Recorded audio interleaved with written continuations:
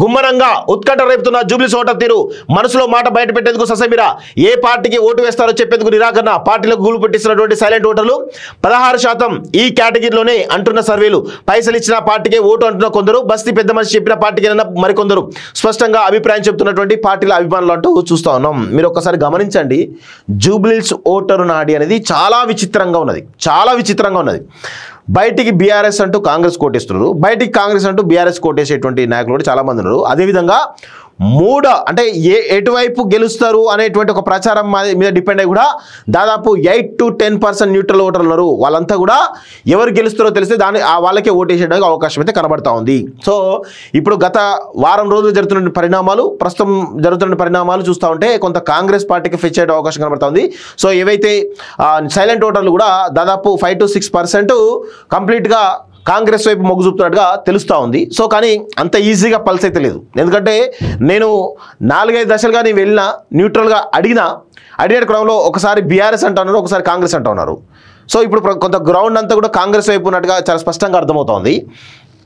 so ఇవన్నీ confirm ఎందుకంటే ఇవన్నీ బస్తీలు ఉన్నాయి డబ్బులు ఎవరెక్కువ వస్తే వాళ్ళకే ఓట్లు పడే అవకాశాలు కూడా చాలా స్పష్టంగా ఉన్నాయి సో ముస్లిం ఓటు కూడా కొంత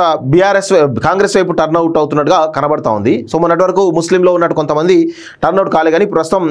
ఆయన వైపు టర్న్అవుట్ అవుతుంది ముఖ్యంగా జూబ్లీస్ ఓటర్లందరూ కూడా మాగంటి సునీత వస్తే ఏం అభివృద్ధి చేస్తుంది ఆ ప్రతిపక్షంలో ఉంది కదా నవీన్ యాదవ్ వస్తే కొంత అభివృద్ధి జరుగుతుంది అధికారంలో ఉన్నాడు సిటీలో ఒక ఎమ్మెల్యే కూడా లేడు కాబట్టి ఆయనకి అవకాశం ఇద్దామనేటువంటి దానిలో మెజారిటీ ప్రజలు ఉన్నారు అదేవిధంగా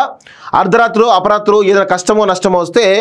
10-15 సంవత్సరాల నుంచి మాతో పాటు నవీన్ యాదవ్ ఉన్నాడు ఎక్కడ రమ్మంటే అక్కడికి వచ్చేవాడు ప్రస్తుతం ఉన్నటువంటి పరిణామాలు చూస్తూ ఉంటే ఆయన వస్తే ఖచ్చితంగా మాగంటి సునీత వస్తూ రాదో మాకు తెలియదు ఆమెతో యాక్సెస్ ఉండదు కానీ నవీన్ యాదవ్ తోటి ఏదో విధంగా మాకు యాక్సెస్ ఉంటుంది సో ఇమీడియట్గా ఆపద ఉన్నా కానీ ఏదైనా ప్రమాదం జరిగినా కానీ ఇమీడియట్గా అక్కడికి రావడానికి అక్కడికి వచ్చి ఆయన నిలబడి అదే పనులు చేయించే పరిస్థితి ఉంటుంది కాబట్టి ఆయన వైపు ఓటేస్తా చెప్పేసి ఈ 2 ఫ్యాక్టర్స్ కూడా ప్రధానంగా వినిపిస్తూ ఉన్నాయి సో ఈ 2 ఫ్యాక్టర్స్ తోటి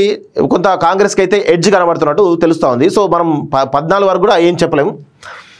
పెద్దల మధ్య జూబ్లీ పోటీ 3 పార్టీల ముఖ్య నేతలకు ప్రతిష్టాత్మకంగా ఎన్నిక అంటూ చూస్తూ ఉన్నాం సో రాష్ట్ర వ్యాప్తంగా ప్రస్తుతం ఎక్కడ చూసినా జూబ్లీస్ ఉప ఎన్నికపైనే చర్చ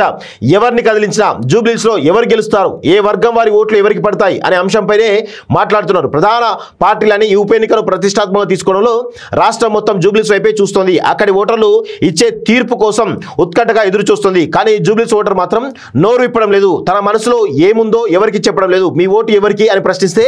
ఆ ఒక్కటి అడగద్దు అంటూ సైలెంట్ అవుతున్నాడు క్షేత్రస్థాయిలో పరిశీలించిన సర్వేల్లో చూసిన ఈ సైలెంట్ ఓటింగ్ ఈసారి భారీగానే ఉండే సూచనలు కనిపిస్తున్నాయి సాధారణంగా ఎన్నికల సర్వేలో తటస్థ ఓటర్లు 5 నుంచి 6% వరకు ఉంటుంటారు కానీ జూబ్లీస్ ఉప ఎన్నికపై పలు సంస్థలు చేస్తున్నటువంటి సర్వేలో ఈ తటస్థ ఓటర్లు దాదాపు 16% పైగా ఉన్నాయి అనేది తెలుస్తూ ఉంది ఇక్కడ 2 ప్రధానమైనటువంటి సవాళ్ళు ఉన్నాయి అన్ని పార్టీలు కూడా ఒకటి బస్తీ ఓటర్లకు డబ్బుల పంపిణీ విషయం ఒకటి రెండోది ఇక్కడ ఉన్నటువంటి ఓటు హక్కు ఉన్నటువంటి చాలామంది కూడా వాళ్ళు ఎక్కడ ఉన్నారో తెలియదు సో వాళ్ళను కనుక ఐడెంటిఫై చేయగలిగితే ఖచ్చితంగా చాలా రకాల ప్రయత్నాలు ఉంటాయి చాలా రకాల అవకాశాలు ఉంటాయి ఆ ప్రయత్నం చేస్తున్నారు కానీ అంత ఈజీగా లేదు అనేది చాలా స్పష్టంగా మనకైతే అర్థమవుతుంది అంత ఈజీగా మొత్తానికైతే కొంత ఓటింగ్ ఏదైతే ఉందో జూబ్లీస్ ఎన్నికల్లో జరిగేటువంటి ఓటర్ నాడి అంత ఈజీగా లేదు అని చాలా స్పష్టంగా అర్థమవుతుంది